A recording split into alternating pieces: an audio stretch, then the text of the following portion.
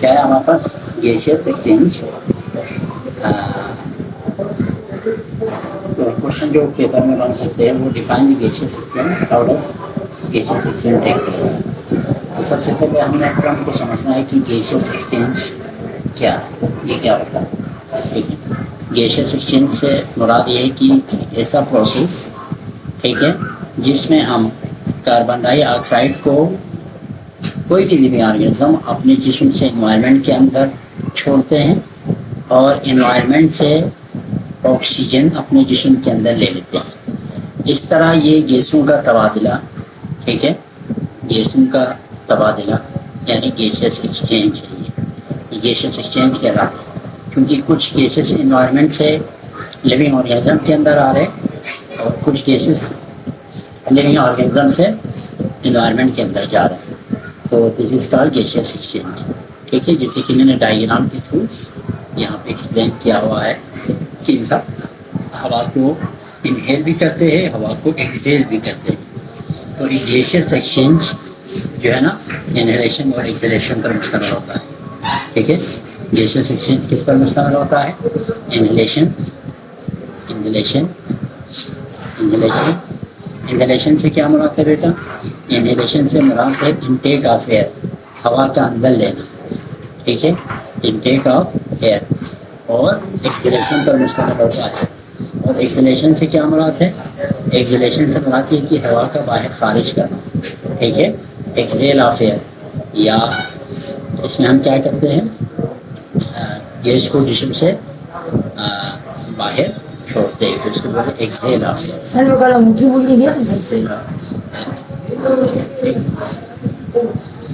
तो ये हुआ। अब अगर आप डेफिनेशन देखें तो ये है कि the process in which carbon dioxide and oxygen are exchange between environment and living organism is called gaseous exchange. तो ये गैसियस एक्सचेंज की एक प्रॉपर डेफिनेशन आपके पास बन सकती है। ठीक है, अब यहाँ पे देखो गैसियस एक्सचेंज और सेलुलर रेस्पिरेशन में फ़र्क है। ये गैसियस एक्सचेंज और सेलुलर रेस्पिरेशन, सेलुलर रेस्पिरेशन के अंदर पता है क्या होता है? देखो दो चीज़ें और मैं समझाता हूँ, एक फोटोसिंथेसिस, एक आपके पास रेस्पिरेशन। फोटोसिंथेसिस का मतलब ये है कि फोटोसिंथेसिस में भी आपके पास गैसियस एक्सचेंज हो रहे होते हैं। फोटोसिंथेसिस में भी क्या हो रहे होते हैं? Gaseous exchange. ठीक है, और सिमिलरली आपके पास रेस्पिरेशन के अंदर भी क्या हो रहे होते हैं? गैसियस एक्सचेंज हो रहे होते हैं। दोनों फेनोमेनन में गैसियस एक्सचेंज हो रहे होते हैं। अब ये देखेंगे कि फोटोसिंथेसिस में गैसियस एक्सचेंज कैसे हो रहे हैं। तो फोटोसिंथेसिस का ओवरऑल आप इक्वेशन देखें ना, तो फोटोसिंथेसिस एक ऐसा प्रोसेस है जिसमें कार्बन डाइऑक्साइड और वाटर आपस में मिलते हैं। ठीक है, ये मैं इसको एक और जो है ना कलर से आपको यहाँ पे शो करता हूँ ताकि आपको समझ में आ जाए। यानी कार्बन डाइऑक्साइड और यहाँ पे क्या मिलेंगे? पानी, वाटर। ठीक है, अब ये दोनों कहलाता है इनऑर्गेनिक कंपाउंड। इनऑर्गेनिक कंपाउंड आपस में मिल के एक ऑर्गेनिक कंपाउंड बनाता है जिसे ग्लूकोज कहते हैं, C6H12O6। ठीक है, साथ में ये ऑक्सीजन बाई प्रोडक्ट के तौर पर रिलीज हो जाती है। तो this process is known as photosynthesis, the process in which carbon dioxide and water molecules are react to each other to produce glucose and oxygen is known as photosynthesis. Photosynthesis का बिल्कुल जो उलट process है वो है respiration. Respiration में आप क्या करेंगे? रेस्पिरेशन में बेटा आप ना ये जो आपके पास C6H12O6 और O2 है उसको आप पहले लिखेंगे, बिल्कुल रिवर्स प्रोसेस है। यानी C6H12, ठीक है, O6, ये हाँ सही है। ऑक्सीजन आपस में रिएक्शन करेंगे। इसे आप ये भी कह सकते हैं ऑक्सीडेशन ऑफ ग्लूकोज। इसको आप क्या भी कह सकते हैं? Oxidation of glucose. ठीक है, ग्लूकोज ऑक्सीडाइज होकर आपके पास क्या बनाएंगे? ये दो प्रोडक्ट बनाएंगे। ठीक है, यानी कार्बन डाइऑक्साइड बनाएंगे और वाटर प्रोड्यूस करेंगे। अब ये जो प्रोसेस है ये प्रोसेस क्या कहलाएगा? ये प्रोसेस कहलाएगा सेलुलर रेस्पिरेशन। ये प्रोसेस क्या कहलाएगा? Cellular respiration. अब दोनों में डिफरेंस आपके पास क्लियर हुआ। दोनों एक दूसरे का अपोजिट प्रोसेस है। इसमें खुराक बन रहे होते हैं, यही ग्लूकोज आपके पास क्या है, खुराक है, इसमें खुराक बन रहे होते हैं, ठीक है, जबकि इसके अंदर खुराक टूट रहे होते हैं। तो दरअसल इसके अंदर अगर आप देखें तो कार्बन डाइऑक्साइड इन्वॉल्व है, इसमें ऑक्सीजन इन्वॉल्व है। अगर इसके प्रोडक्ट में देखें तो ऑक्सीजन है, ठीक है, इसके प्रोडक्ट में कार्बन डाइऑक्साइड है। दरअसल there is also exchanging, there is also exchange of gas, ठीक है। यहाँ पे अगर आप देखें तो यहाँ पर भी गैस का एक्सचेंज है, क्योंकि ऑक्सीजन जो है ना प्रोड्यूस हो रहा है, कार्बन डाइऑक्साइड इनटेक हो रहा है, तो photosynthesis is also a process of gaseous exchange. Similarly, अगर आप respiration देखें तो in respiration oxygen is utilized, oxygen is intake and carbon dioxide is exhaled या removed, ठीक है। तो यहाँ पर भी gaseous exchange involved है। So these two process are the process which are involved in gaseous exchange in plants, ठीक है। प्लांट के अंदर ये दो प्रोसेस gaseous exchange में इन्वॉल्व है। और सेकेंड थिंग, जो रेस्पायरेशन है हर लिविंग सेल के अंदर, respiration will occur in each and every living cell. Respiration हर सेल में होता है, जहाँ सेल तो कॉन्सेप्ट है वहाँ रेस्पायरेशन का कॉन्सेप्ट, ठीक है। तो respiration occurs in all living cells, जितने भी आपके पास लिविंग सेल्स है सब में रेस्पायरेशन हो रहे होते हैं। लेकिन फोटोसिंथेसिस जो प्रोसेस है वो आपके पास it is associated only with associated only with plants, ये सब प्लांट्स के अंदर होते हैं, ये इंसानों में नहीं होता ये फोटोसिंथेसिस का प्रोसेस, ठीक है। इसी वजह से प्लांट्स को, इसी फोटोसिंथेसिस खुद से करने की वजह से प्लांट्स को ऑटोट्रोफ भी कहा जाता है, ठीक है। प्लांट को ऑटोट्रोफ भी कहा जाता है क्योंकि खुराक खुद से बना रहे होते हैं। तो आपने नोट बनाने हैं, कैसे बनाने हैं, आपके पेपर का, बोर्ड के पेपर का मैंने क्वेश्चन इस हिसाब से बनाया है। Question 1, define gases exchange, how does gases exchange take place in plant, ठीक है। फिर आपने गैसेस एक्सचेंज हेडिंग देनी है, तो ये लिखना है the process in which carbon dioxide and oxygen are exchange between environment and living organism is called gases exchange, ये लिखना है आपने। उसके बाद गैसेस एक्सचेंज इन प्लांट की हेडिंग आपने लगानी है, और गैसेस एक्सचेंज प्लांट हेडिंग लगाने के बाद plant exchange gases for the process of photosynthesis and respiration, ये आपका पहला पॉइंट हो गया, ठीक है। अब दूसरा पॉइंट आप कैसे लिखेंगे, इसका यहाँ देखिए, दूसरा पॉइंट आप कैसे लिखेंगे। दूसरा पॉइंट मैं आपको यहाँ पे नोट की सूरत में लिखता हूँ, ठीक है, आप लिखते जाएं।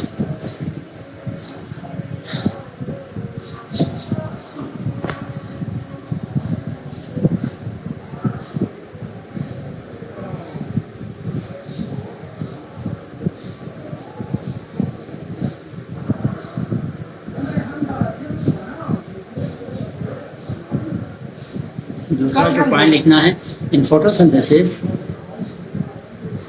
इन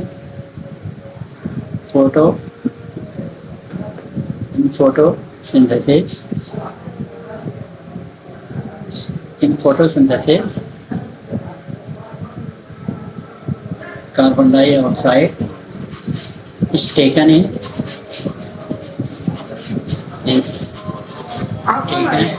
is taken in and oxygen is given out,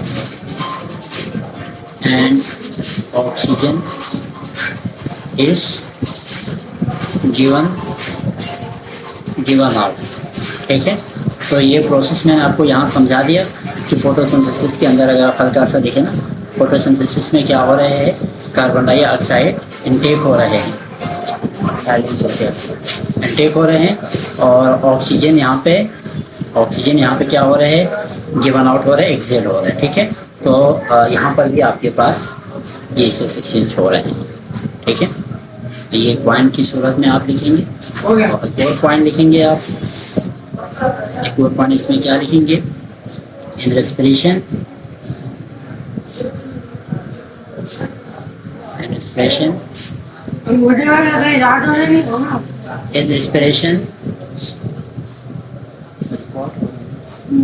respiration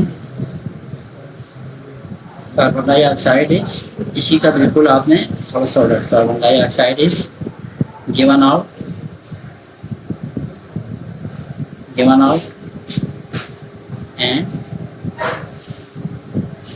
and क्या होगा आगे जुमला जरा आप बताएं ताकि मुझे पता चले ना, आपको समझ आ रही है।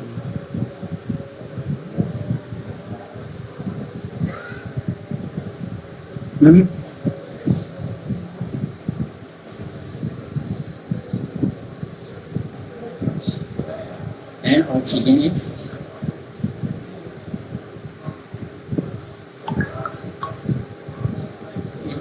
taken in।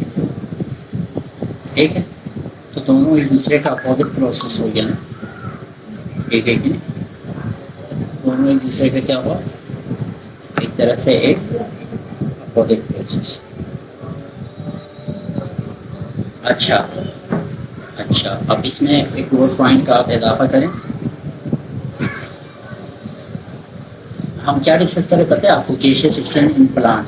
ठीक है, प्लांट के अंदर कैसे गैसियस एक्सचेंज होता है, तो हमने फोटोसिंथेसिस और रेस्पिरेशन का इसमें जिक्र करना है कि फोटोसिंथेसिस में क्या होते हैं और रेस्पिरेशन में क्या होते हैं। मैं रिपीट कर रहा हूँ, जल्दी से सुनो। फोटोसिंथेसिस के अंदर कार्बन डाइऑक्साइड प्लांट के अंदर जाते हैं ताकि ग्लूकोज बना सके, और जब ग्लूकोज बनाने का प्रोसेस होता है तो नीचे में ऑक्सीजन हमें देते, तभी हम बोलते हैं ना कि ज़्यादा से ज़्यादा प्लांट लगाए क्यों, क्योंकि इससे ऑक्सीजन मिलती है। ठीक है, और रेस्पिरेशन के अंदर क्या होता है, रेस्पिरेशन के अंदर कार्बन डाइऑक्साइड हमारे पास, अभी हम रेस्पिरेशन कर रहे हैं ना, हम जब सांस छोड़ते हैं तो हमारे सांस में मैक्सिमम अमाउंट जो है ना आपके पास कार्बन डाइऑक्साइड के मिलेंगे, और हम सांस लेते हैं तो ऑक्सीजन। दरअसल हम सांस क्यों लेते हैं, बताएं हम सांस क्यों लेते हैं, for what process we are inhaling and exhaling air, बताएं फातिमा, बताएं मुझे हम क्यों सांस ले रहे हैं, वजह क्या है?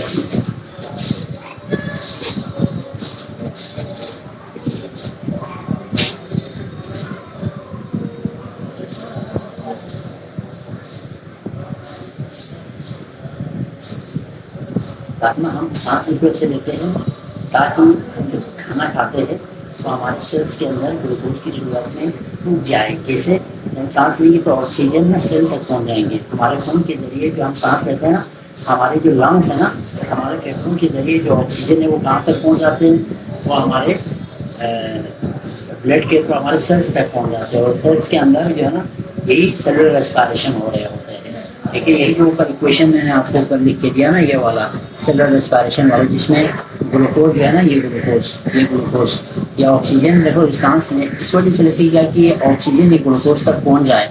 जब ग्लूकोज तक पहुंच जाएंगे तो ग्लूकोज के साथ रिएक्ट करके कार्बन डाइऑक्साइड वाटर साथ में एनर्जी प्रोड्यूस हो जाएंगी, तभी तो हम चलने फिरने के काबिल रहते हैं, क्योंकि एनर्जी हमें यहाँ से मिल रही होती है। ठीक है, तो साथ में वाटर भी प्रोड्यूस होता है। अच्छा, अब उसके बाद यहाँ तक क्लियर है ना, बात समझ में आ रही है ना, यस नो में जवाब दे दो ताकि मैं आगे बढ़ सकूँ।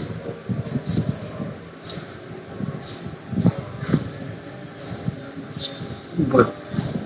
अच्छा, एक और जुमला लिखेंगे हम, फोटोसिंथेसिस टेक प्लेस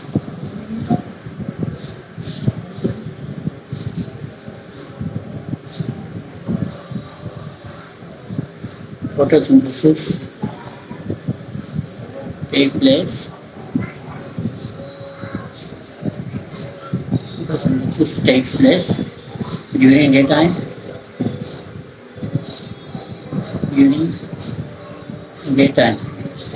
ठीक है। फोटोसिंथेसिस के लिए क्योंकि सूरज की रोशनी चाहिए, इस वजह से ये डे टाइमिंग में हो रहे होते हैं। जबकि अगर हम सेलुलर रेस्पिरेशन की बात करें तो सेलुलर रेस्पिरेशन डे नाइट दोनों होते हैं। ठीक है,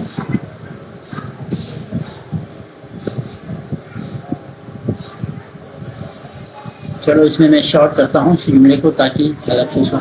during day time and complex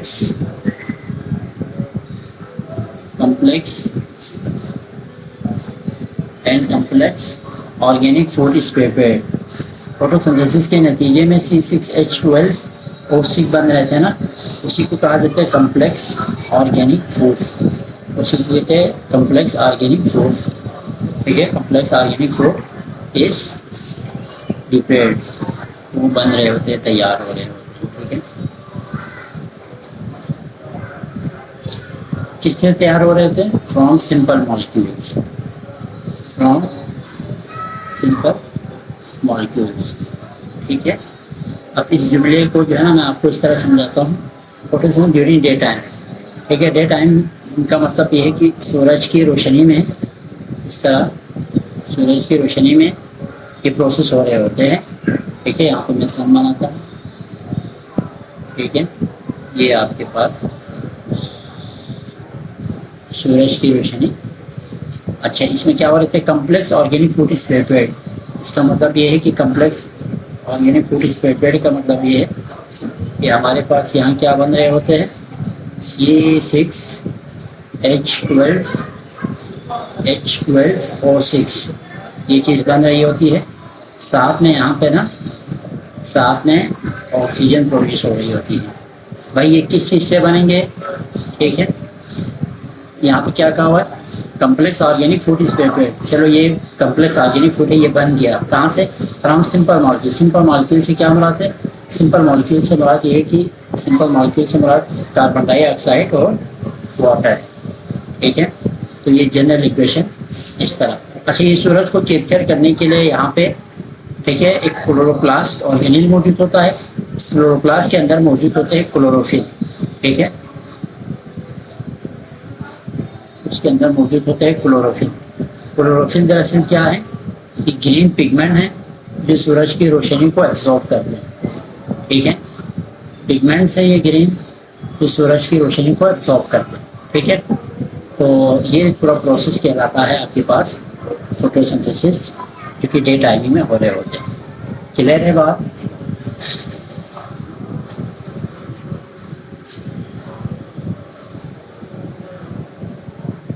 ये बात समझ में आ गई आपको। गुड, आगे देखें। Respiration in plants.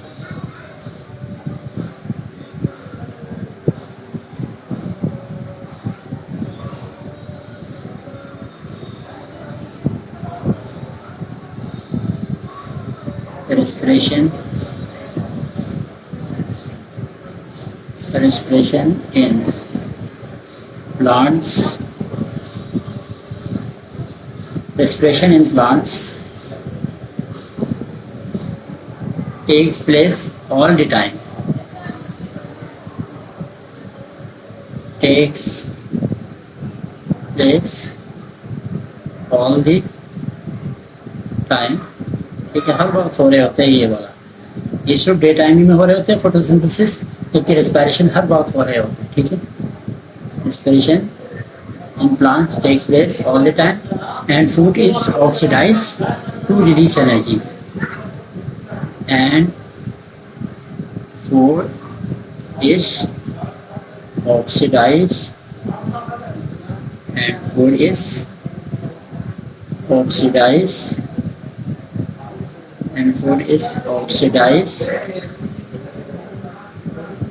oxidized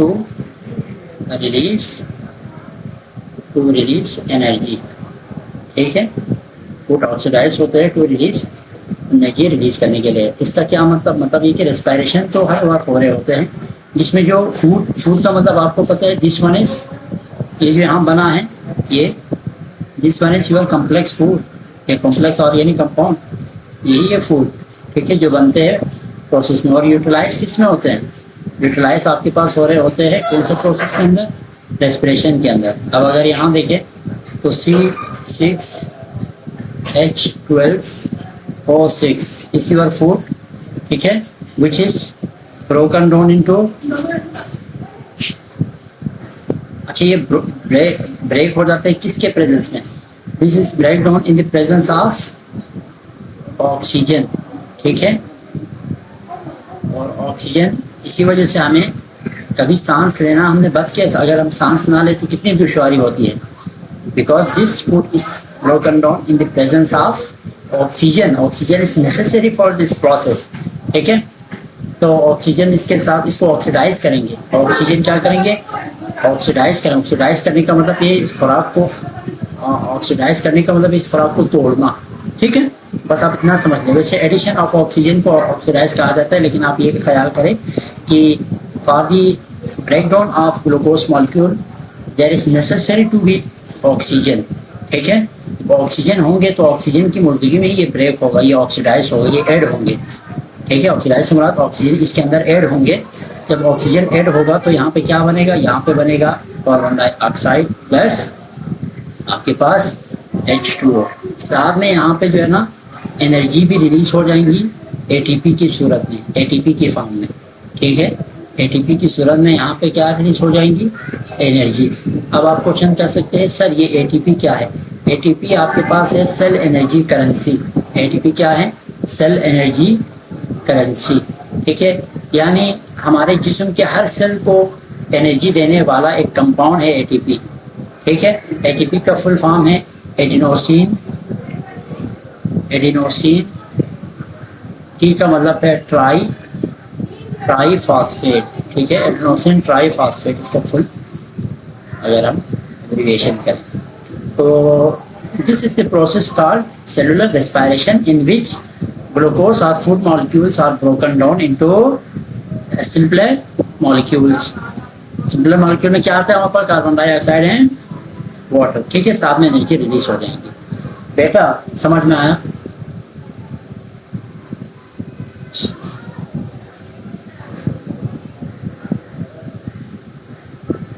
अपना बात समझ में आ रही? Very good.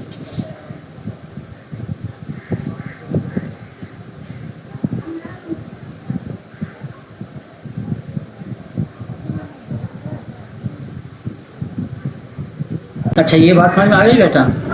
स्क्रीन आ रही है?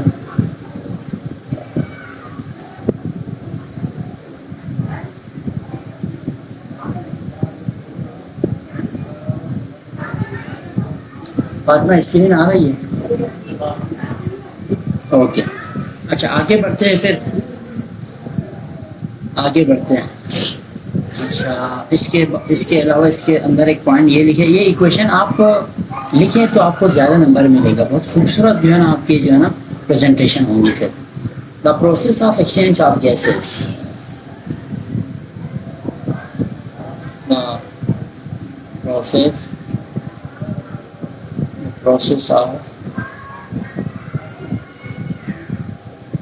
process of exchange of gases, the process of exchange of gases takes place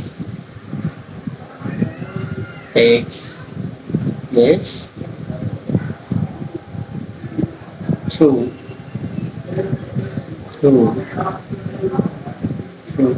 minute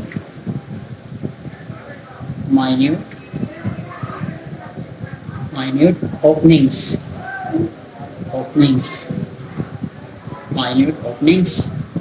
called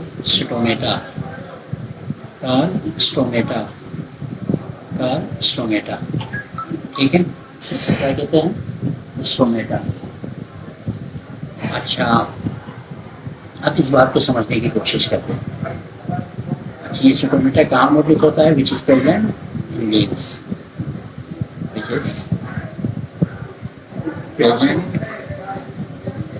is present in leaves। ये पत्तों में मौजूद होता है, ठीक है। पत्तों के अंदर आपके पास ना इस तरह के एक सेल्स मौजूद होते हैं।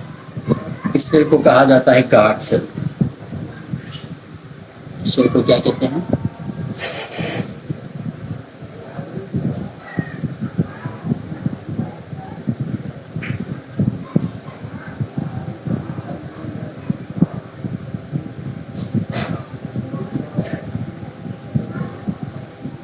सेल को कहते हैं गार्ड सेल। अब इसी तरह के दो गार्ड सेल इस तरह आपस में मिलेंगे। मैं जरा इसको बनाने की कोशिश करूँ।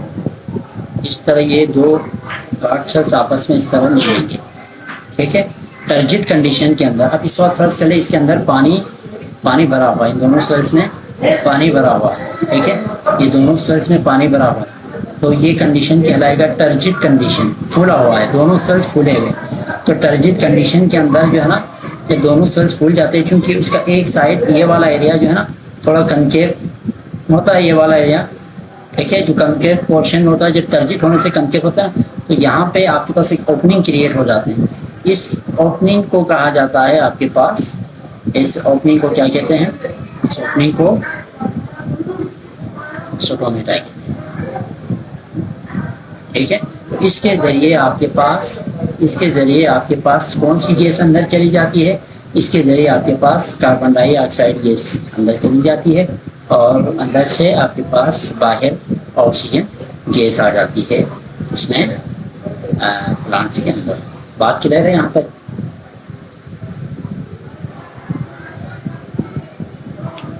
ये दरअसल पत्ते के अंदर मौजूद होता है, लीव्स के अंदर मौजूद होंगे।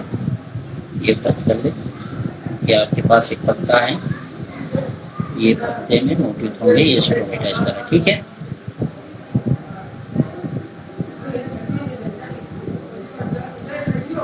क्लियर है बेटा?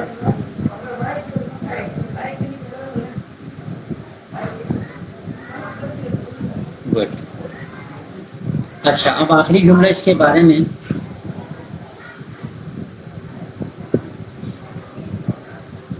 the stem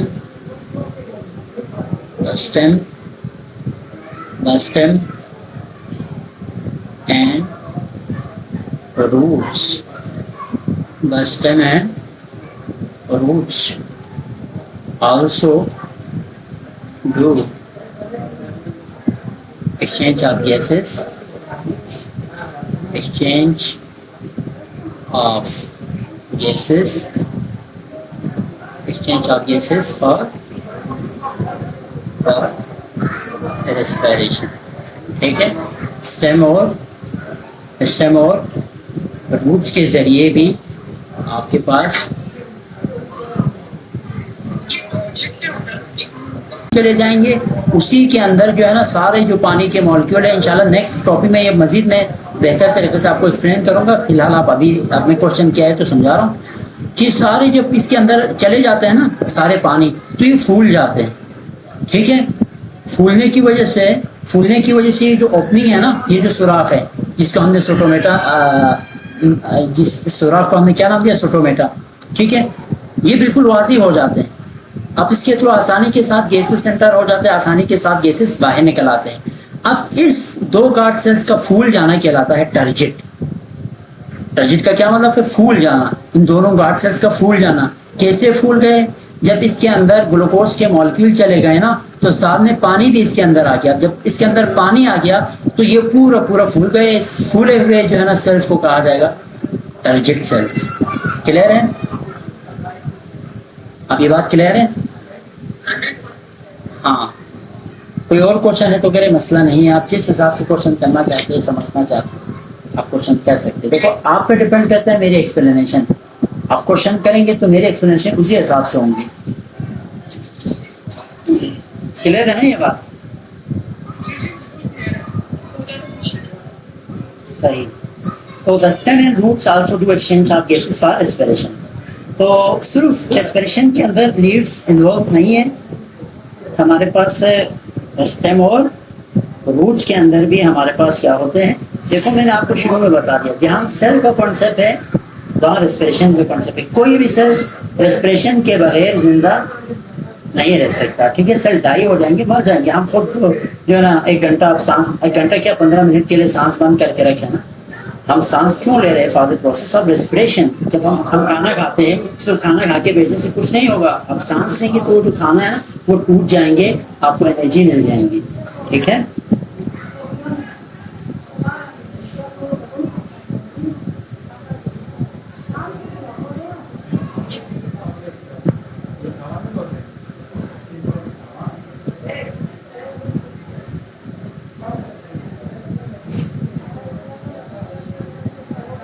और कोई क्वेश्चन है तो करें।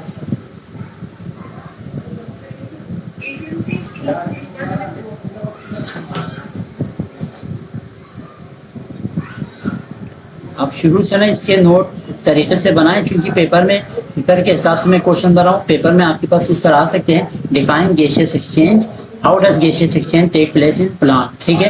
तो सबसे पहले हमने गैसियस एक्सचेंज को डिफाइन किया यहाँ पे, फिर गैसियस एक्सचेंज में प्लांट के नाम से जितने भी पॉइंट्स। अच्छा, ये जो चीजें हैं ना यहाँ पे, जो मैं आपको थोड़ा हाईलाइट करता हूँ, ये जो चीजें हैं, ये सारी चीजें, ये आपकी मर्जी है, आप इसको जो है ना आप मतलब समझने के लिए आप वो करें। बाकी पेपर में आप ये चीजें नहीं उतारेंगे। पेपर में जो उतारने वाली चीजें हैं वो मैंने पॉइंट की सूरत में लिखा है, ठीक है। ये देखिए, ये आपके पास पॉइंट है, ये आपके पास पॉइंट है, ये रो लगा के मैंने आपको पॉइंट्स बनाए हैं, आप इसको ज़रा पढ़े और इसमें से कोई चीज़ अगर आप समझना चाहते हैं, पूछना चाहते हैं तो पूछें। अब सही है, ये इसको थोड़ा, ये मैं आपको, ये देखिए पहले आप ये पेज सही से देखें और कोई क्वेश्चन है तो करें।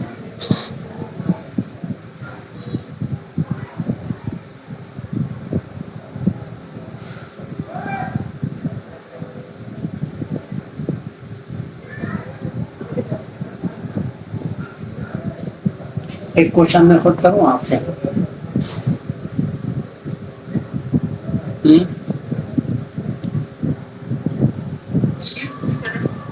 मैंने यहाँ पे लिखा है stem and roots also do exchange of gases for respiration. आपको क्वेश्चन करना चाहिए सर, ये जो स्टेम और रूट्स के अंदर अगर गैसेस एक्सचेंज होते हैं तो क्या उसमें भी स्टोमेटा के जरिए होता है ना?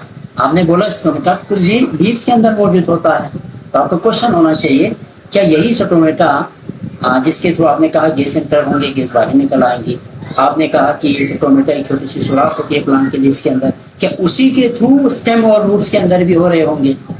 ये आपको क्वेश्चन पूछना चाहिए था बेटा। ये क्वेश्चन अगर आप मुझे पूछते ना तो पता है मेरा आंसर क्या होता? मेरा आंसर होता जी नहीं, जी नहीं। तो अगर आप क्वेश्चन करते फिर कैसे करते रहिए, है ना? रूट्स और स्टेम के अंदर फिर क्या चीज़ है जिसके थ्रू ये गैसेस वगैरह एंटर होंगे और बाहर निकल आएंगी? तो बेटा ये स्टेम ठीक है, और रूट्स,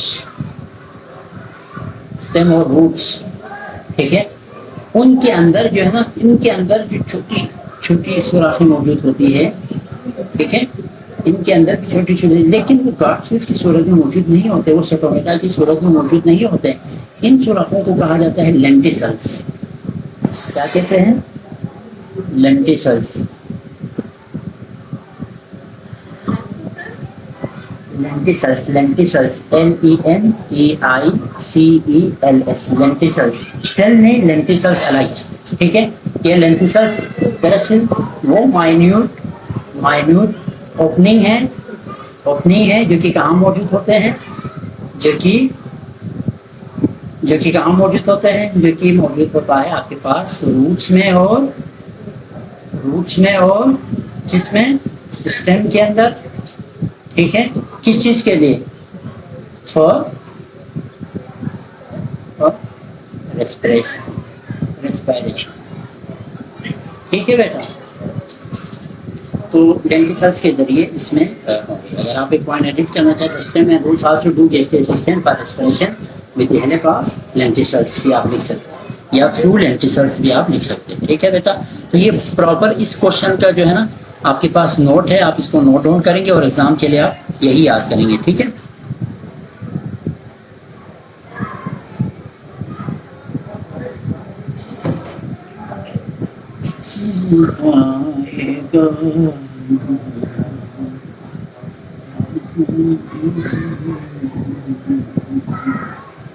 अच्छा अब यहाँ पे नेक्स्ट जो क्वेश्चन है हमारे पास, मैं आपको क्वेश्चन लिखता हूँ और थोड़ा आज उसी के तो डिस्कस करेंगे, थोड़ा हम इंशाल्लाह नहीं हुआ तो नेक्स्ट क्लास के अंदर हम डिस्कस करेंगे। तो दूसरा क्वेश्चन है आपके पास,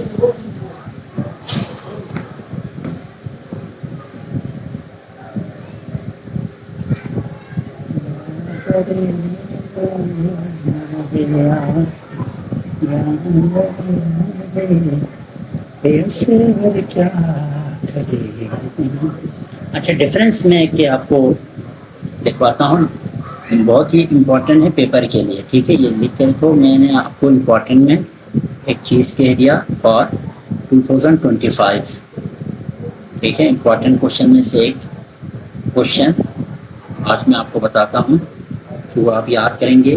क्वेश्चन आपके पास कुछ यूँ आएगा, क्वेश्चन आपके पास कुछ यूँ आएगा,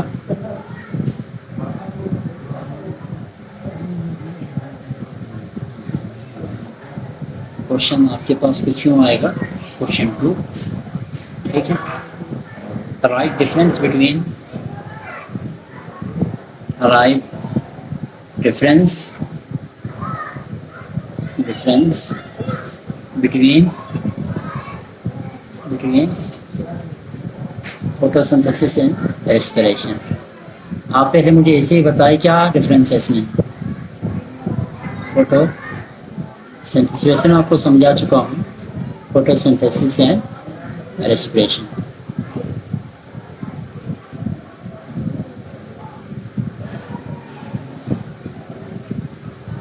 फोटोसिंथेसिस और रेस्पिरेशन में क्या डिफरेंस है, क्या फर्क है?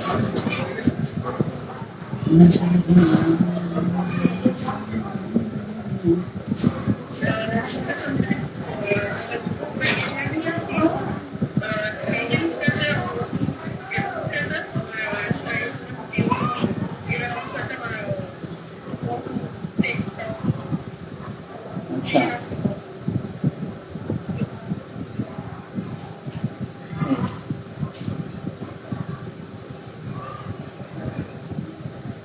Very good.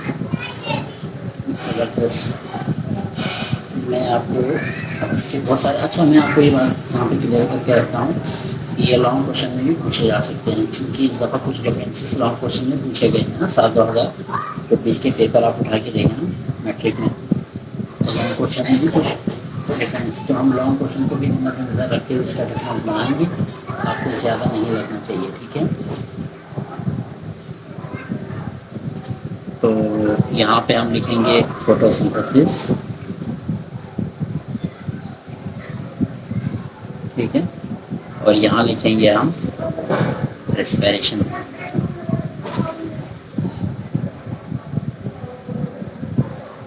पहला पॉइंट,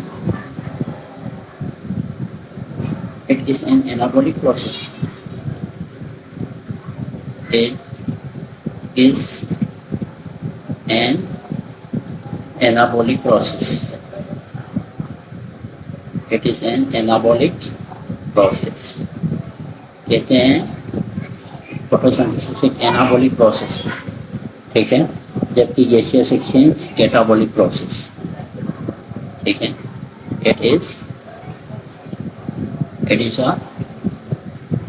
अ कैटाबॉलिक प्रोसेस. कुछ क्वेश्चन नहीं करेंगे यहाँ पे आप.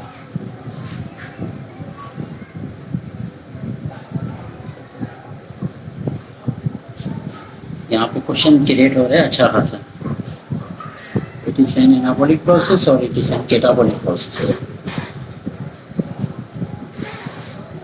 15 मिनट है. फातिमा बताएं, एनाबॉलिक प्रोसेस कैटाबॉलिक प्रोसेस. कोई क्वेश्चन आपको समझ नहीं आया, मतलब कोई क्वेश्चन क्रिएट हो रहा है ध्यान में? यस, यही तो. अच्छा, एनाबॉलिक प्रोसेस और कैटाबॉलिक प्रोसेस, ये मैं आपको तफसील बताऊँ. अगर दोनों मैकेनिज्म के टाइप्स होते हैं,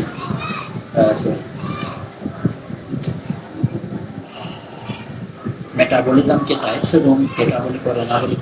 अब एनाबॉलिक में क्या होते हैं? एनाबॉलिक के अंदर हमारे पास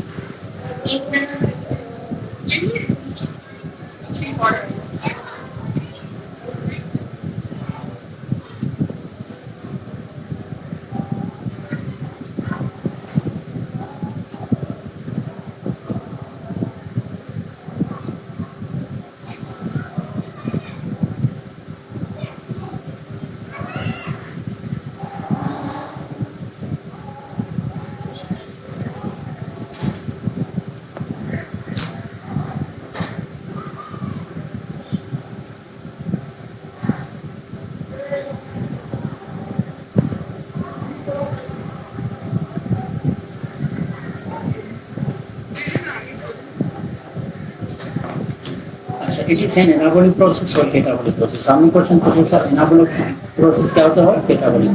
देखो यहाँ पे अगर छोटे छोटे मॉलिक्यूल आपस में मिलके एक बड़ा मॉलिक्यूल बनाए, ठीक है, छोटे मॉलिक्यूल का आपस में मिलके किसी बड़े मॉलिक्यूल को बनाना कहलाता है एनाबॉलिक प्रोसेस, ठीक है. जबकि एक बड़े मॉलिक्यूल का छोटे मॉलिक्यूल के अंदर टूटना क्या कहलाता है?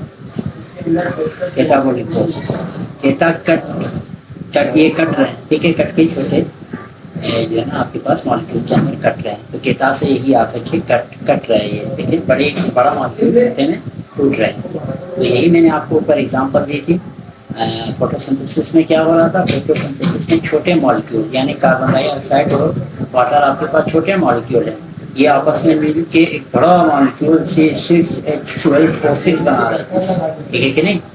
तो this one is anabolic process. जबकि यहाँ देखें तो हमारे पास यहाँ पे क्या हो रहा है, एक बड़ा सा मॉलिक्यूल C6H12O6 बहुत बड़ा मॉलिक्यूल है भाई। ये क्या हो रहे हैं, ये टूट रहे थे किसमें, छोटे मॉलिक्यूल में, ठीक है। कार्बन डाइऑक्साइड और वाटर बहुत छोटा मॉलिक्यूल है, इसमें टूट रहे हैं। मेरे ख्याल से आपको कैटाबॉलिक प्रोसेस और एनाबॉलिक प्रोसेस क्लियर से तबीयत से समझ में आई होगी या नहीं?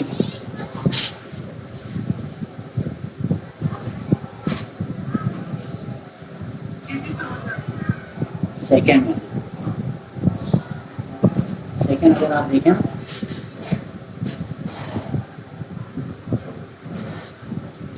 इसमें क्या होते हैं, synthesis of food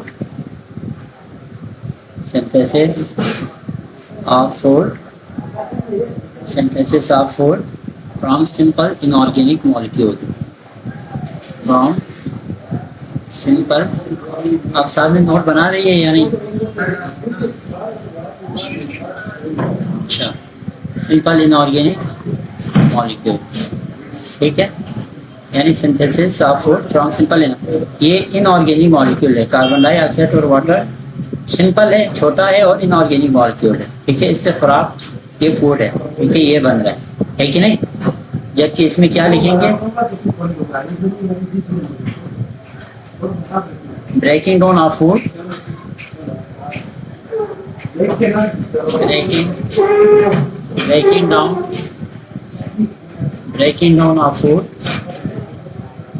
breaking down of food into inorganic substance, into simple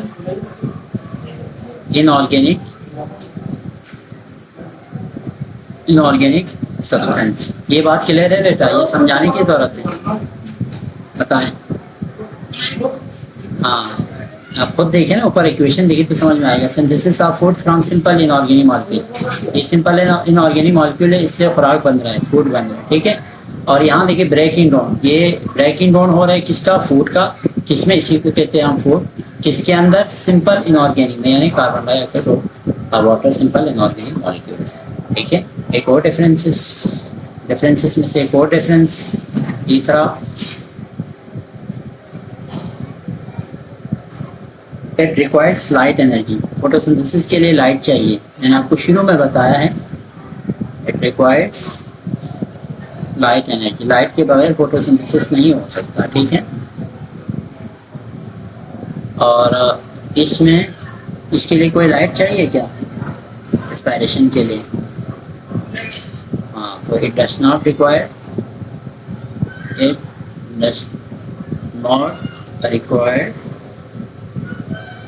light energy, ठीक है, इसमें कोई लाइट एनर्जी की ज़रूरत नहीं है।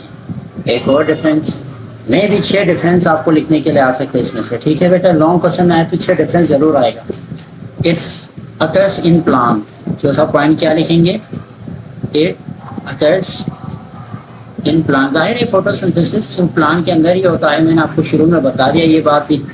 अगर आप ऊपर देखें ना, मैं ये रिकॉर्ड भी कर रहा हूँ, इंशाल्लाह आपको जब भी भूल जाए ना हमारी ये क्लास में, आपको दोबारा याद दिलाने के लिए इसको कोशिश कर रहा हूँ कि रिकॉर्ड भी रखूँ, ठीक है।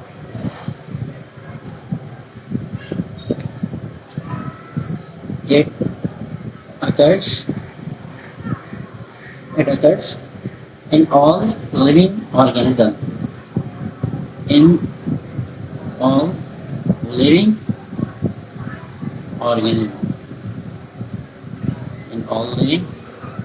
organism, ये बात समझ में आ गई आपको, चौथा point.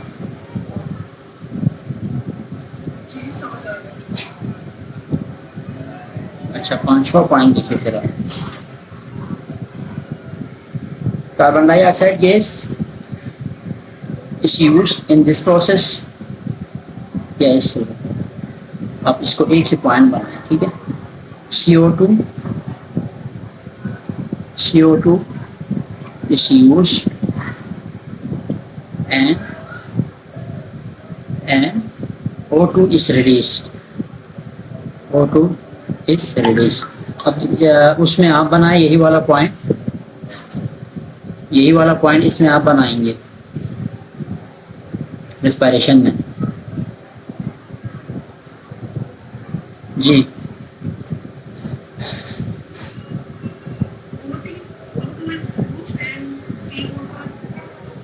O2 is used and CO2 is released।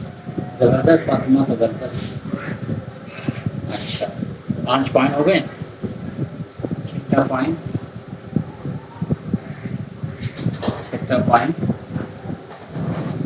it take place during daytime, take place during daytime। दूसरे का आप बनाएंगे, दूसरे का आप बनाएं।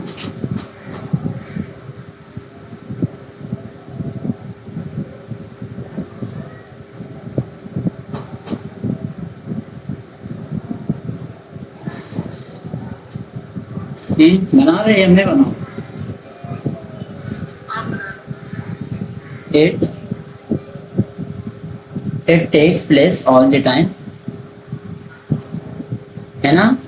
ये तो हर टाइम हो रहे होते हैं ना, हम सांस हर टाइम ले रहे होते हैं ना, ये सिर्फ दिन में ले रहे होते हैं।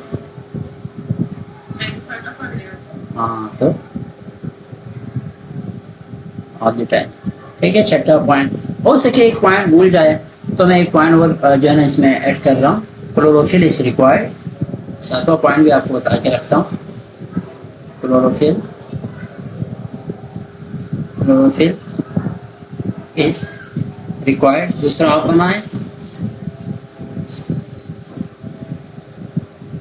क्लोरोफिल किसी पौधे के पत्तों में मौजूद होता है, इंसानों के अंदर मौजूद होता है क्लोरोफिल। तो क्या लिखना चाहिए इसमें? Chlorophyll is not required.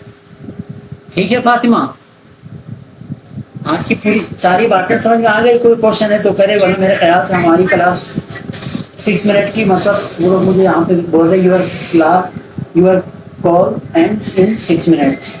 जी कोई क्वेश्चन है तो कर। ज़बरदस्त। ठीक है, तो ये डिफरेंसेस है हमारे पास। तकरीबन मैंने 7 डिफरेंसेस आपको इसका बना के दे दिया, ताकि जो है ना आप इसको याद करें और पेपर में लिखे, और पेपर के लिए ये इम्पोर्टेंट क्वेश्चन है।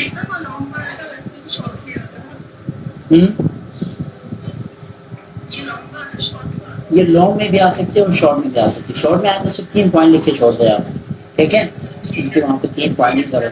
अगर लॉन्ग में आए तो चूँकि मैंने देखा है कि इस दफ़ा शायद हमारे जो फाइनल टर्म है स्कूल में, पता नहीं, मैंने देखा था कि आया हुआ था ये क्वेश्चन ना, लॉन्ग में आया हुआ था, right. Any 6 difference between photosynthesis